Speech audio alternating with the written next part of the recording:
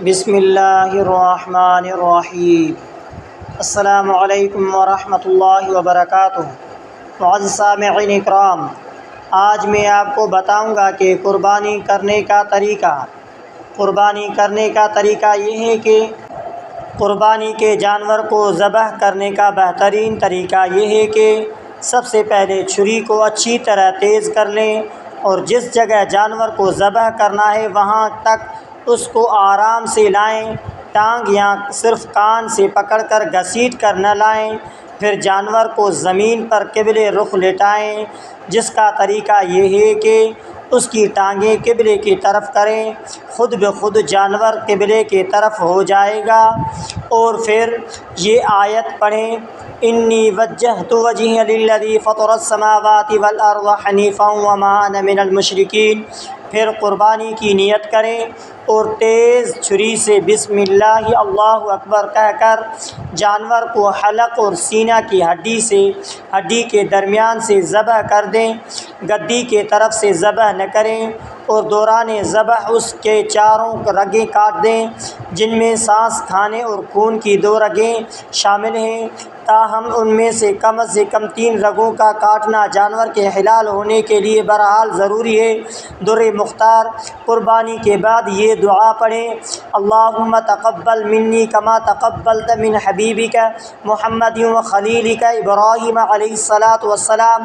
مشکات، جانور کو جلدی ٹھنڈا کرنے کے لیے گردن کی ہڈی نہ توڑیں، اس کا حرام مغز نہ کاٹیں، گردن کے اندر سینے کی طرف کا گوشت اور کھال نہ کاٹیں، کیونکہ اس سے جانور ضرورت سے زیادہ تکلیف ہوتی ہے جو ناجائز ہے، جس سے بچنا ضروری ہے۔ اکثر قصائی اس کا خیال نہیں رکھتے۔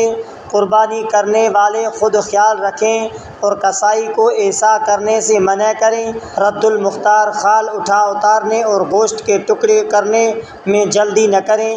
جب جانور اچھی طرح ٹھنڈا ہو جائے تو اس کی کھال اتارنا شروع کر دیں اور گوشت بنائیں۔ رد المختار، قربانی کے جانور کی کھالیں احتیاط سے اتاریں تاکہ اس میں سوراخ نہ ہو یا اس میں گوشت نہ لگا رہے، جس سے کھال ضائع اور خراب ہو جائے گی۔ اور حلال جانور کے جو اعضاء کھانا حرام ہے وہ 7 اعضاء ہیں۔ نمبر 1 دم مسفوح یعنی بہنے والا خون۔